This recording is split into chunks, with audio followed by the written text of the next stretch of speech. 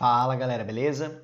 Neste vídeo começamos então um conceito de equilíbrio químico e constante de equilíbrio, como expressá-la. Muitas das reações químicas passam por um processo chamado de reversibilidade, no qual elas se tornam na verdade reversíveis.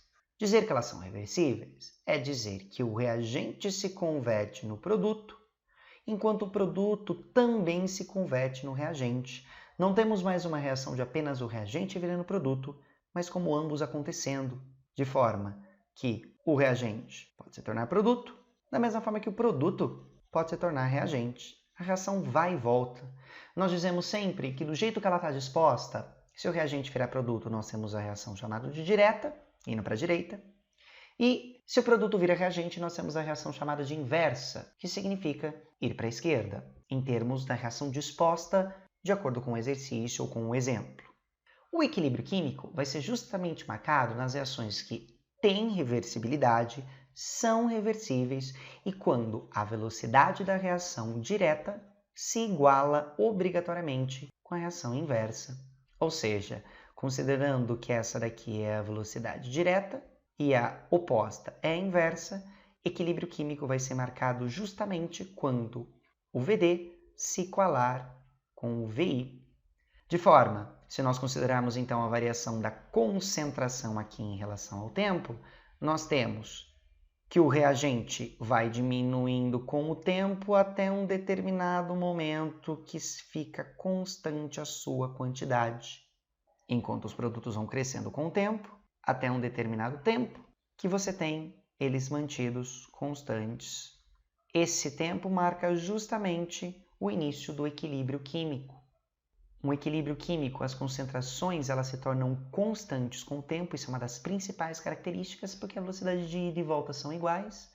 Todas as propriedades físicas elas não vão se alterar com o tempo, se mantém constante, coloração, sabor, e é extremamente dependente da temperatura. Todo equilíbrio químico varia se variar a temperatura.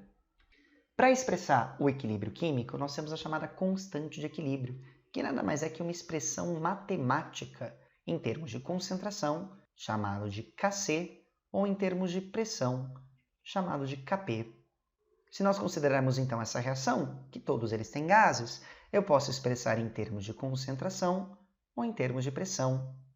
Ambas as expressões utilizam da mesma forma matemática.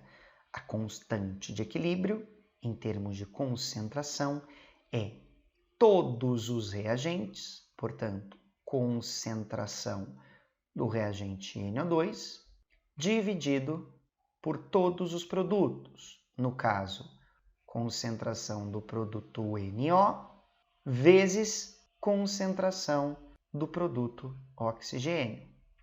Portanto, é uma divisão entre todos os produtos multiplicados entre si, no caso apenas um, por todos os reagentes multiplicados entre si, no caso o NO e o O2. E, notem, é importante aqui os valores do balanceamento, pois eles aparecem aqui como expoentes. Então, um NO2, um NO2, um NO, um NO, e o oxigênio, que esse meio precisa aparecer aqui como meio. Portanto, essa fica a cara da expressão da constante de equilíbrio em termos de concentração. Em termos de pressão, ela fica a mesma coisa, só que em vez de colocar concentração, nós colocamos pressão.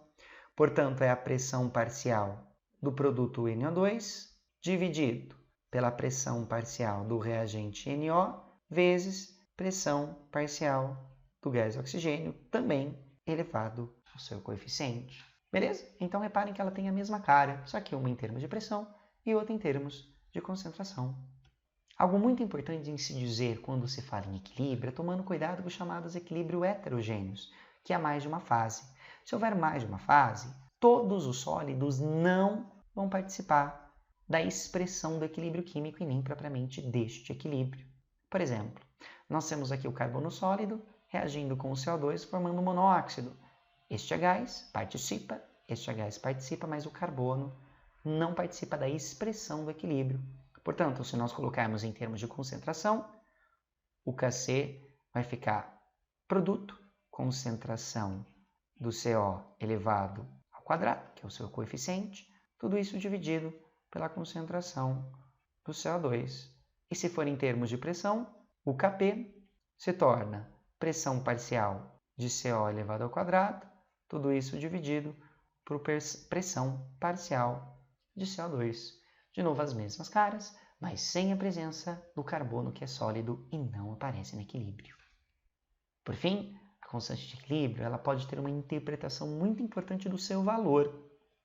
Se considerarmos então o reagente virando produtos e a constante de equilíbrio, seja ela qual for, como constante é igual à concentração dos produtos dividido pela concentração dos reagentes, esse valor aqui pode ser igual a 1, que é muito difícil acontecer, menor do que 1 ou maior do que 1. Se ele for menor do que 1, isso significa que o valor de baixo é muito maior que o valor de cima, ou seja, a quantidade de reagentes é maior do que a quantidade de produtos. Isso significa dizer que essa reação está muito mais deslocada em direção ao reagente do que em direção ao produto. Nós temos a preferência da formação do reagente do que o do produto. Já se essa constante for muito maior do que 1, inverte-se essa tendência e a quantidade de reagente se torna menor que a quantidade de produto, pois matematicamente um número grande é formado por esse maior do que o denominador. Isso então significa dizer que numa reação de reagente virando produto, a reação de formação do produto é muito maior do que o produto voltando a ser reagente. Esse se torna pequeno e esse daqui se torna grande com o tempo. Industrialmente, considerando que nós queremos produzir efetivamente mais produto para venda, é muito importante que essas constantes sejam bastante altas. Agora, biologicamente, às vezes é importante que se tenha mais reagentes, que se evite a produção de um produto que seja tóxico no seu organismo, por exemplo. Então, seria mais interessante que as constantes sejam bastante pequenas. Cada reação tem a sua característica. Beleza? Valeu!